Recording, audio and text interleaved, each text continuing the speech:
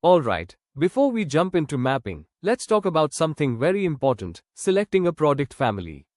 Now imagine this. What if I ask you to map your entire factory at once? Hundreds of SKUs, different process routes, multiple customers. What will happen? Honestly, complete confusion. The map will become too complex, and instead of insights, you'll end up with no clear direction for improvement. And this is where many people go wrong. In value stream mapping, we don't try to map everything. We map smart. We select a product family, a group of products that follow a similar process flow. Why? Because it keeps the map focused, clear, and actionable. So instead of trying to solve everything at once, we start with one value stream, understand it deeply, improve it, and then expand. That's how real lean transformation happens, step by step, not all at once. Now the next question is, what exactly is a product family? In simple terms, a product family is a group of products that go through similar processing steps and use similar equipment in the value stream. Let me make this easier to understand.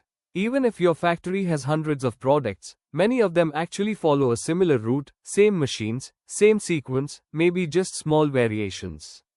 Instead of treating every product separately, we group these similar ones together and call it a product family. Why is this important? Because when we map one product family, we are actually capturing the flow for multiple similar products at once. This makes the VSM practical, manageable, and useful.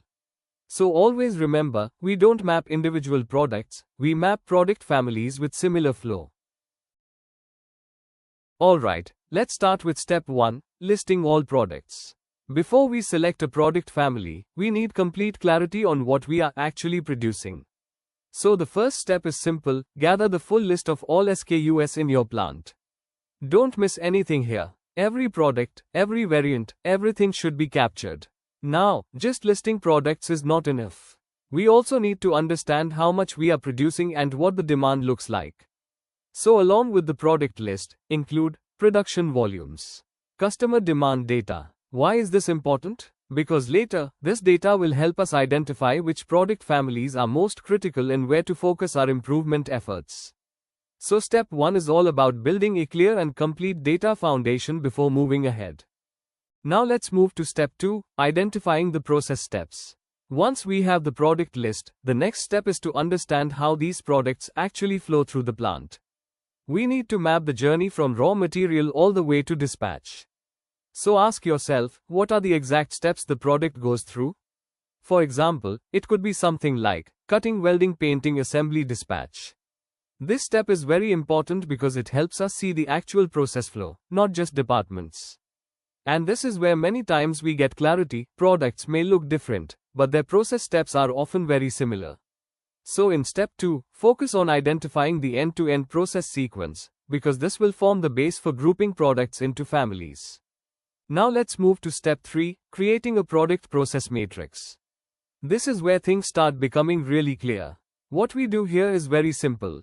We take all the products we listed earlier and map them against the process steps we just identified. So in one direction, we have products, and in the other, we have process steps like cutting, welding, painting, assembly. Then we simply mark which product goes through which process. Now when you look at this matrix carefully, something interesting happens. You'll start seeing patterns. Some products follow the exact same route, while others may skip a step or take a different path. And this is the key insight. Products that follow a similar pattern of processes can be grouped together. That's how we identify a product family. So this step helps us move from data to clarity by visually identifying which products belong together based on their flow. Now let's move to step 4, grouping into product families. This is where everything comes together. Based on the matrix we just created, we now group products based on their process flow. The rule is very simple. If products follow the same sequence of steps, they belong to the same family. But if the routing is different, maybe they skip a process or follow a different path, then they should be placed in a separate family. So don't group based on product type or appearance. Always group based on how the product flows through the process. This is very important, because value stream mapping is all about flow, not product design. Once you do this correctly, you will have clear product families, each representing a unique value stream. And that becomes the starting point for your VSM analysis. Now let's move to the final step, step 5, selecting one product family for value stream mapping. At this stage, you may have multiple product families identified. But remember, we don't try to improve everything at once.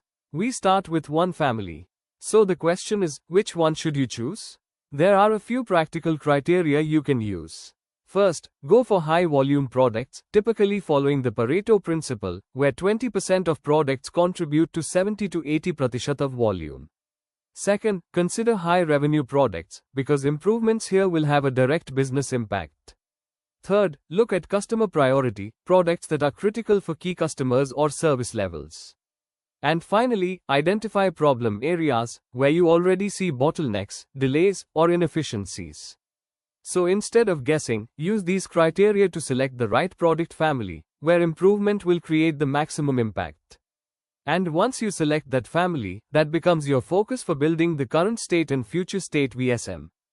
Alright, now let's look at this product process matrix. This is where things become very clear.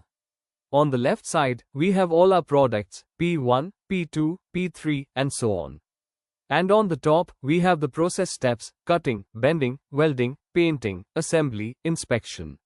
Now what we've done is very simple. We've marked each product against the processes it goes through. So wherever you see a tick mark, it means that product passes through that process. And where there's a cross, it means it skips that step. Now here's the interesting part. If you look closely, you'll start seeing patterns forming. For example, P1, P2, P3 all follow the same sequence. P4 and P5 follow another similar pattern. P6 and P7 again a different route. And P8 completely unique. So instead of treating all these products separately, we group them based on these patterns. That's how we form family A, family B, family C, family D, and remember, this grouping is not based on product type. It is purely based on process flow similarity. So this matrix helps us visually move from complexity to clarity, and clearly identify which products belong to which value stream. And once we have this, selecting a product family for VSM becomes very straightforward. Alright, now that we've created product families, the next step is to decide which family we should pick for value stream mapping. And this table helps us make that decision logically, not randomly. Let's walk through it. We have 4 families, A, B, C, and D. Now look at family A. It has the highest volume, 13,500 units, and also the highest revenue, 270 lakhs. Plus, customer priority is high. So clearly, this family has a big business impact. Now look at family B. Volume is lower, but notice this, the problem area is high, especially with confusion in painting bypass. So even though volume is moderate, there is a strong improvement opportunity here.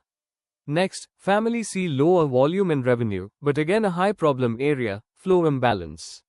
So this could be a good candidate if your focus is on process improvement. And finally, family D. Low volume, low revenue, and low problem area. So this is not a priority right now. So how do we decide? If your goal is maximum business impact, you go with family A. If your goal is solving a critical problem, you might pick family B or C. That's the key idea. We don't just pick a product family randomly, we choose based on data, impact, and improvement opportunity. And once selected, that becomes the focus of your value stream mapping exercise. Alright, now that we've created product families, the next step is to decide which family we should pick for value stream mapping. And this table helps us make that decision logically, not randomly.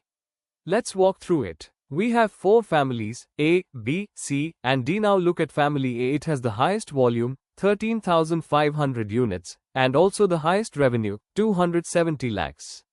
Plus, customer priority is high. So clearly, this family has a big business impact. Now look at family B. Volume is lower, but notice this, the problem area is high, especially with confusion in painting bypass. So even though volume is moderate, there is a strong improvement opportunity here.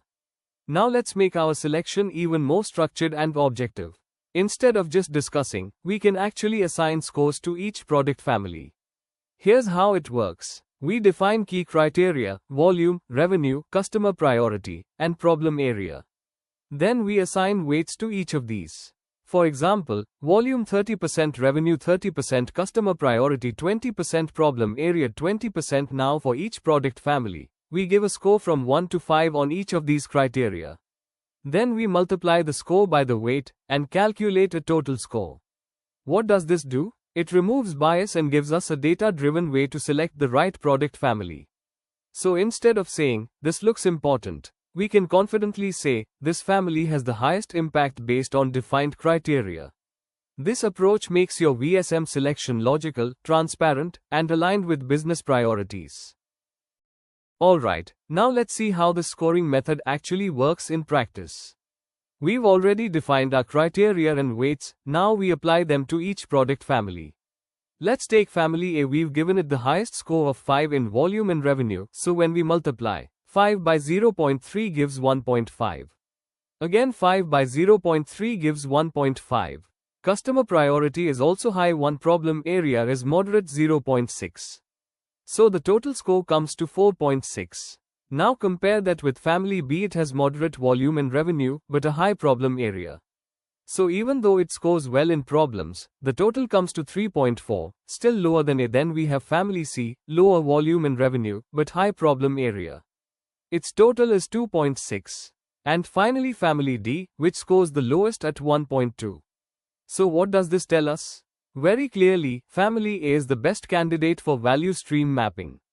Not because we feel so, but because the data is telling us so. And this is the power of using a weighted scoring approach.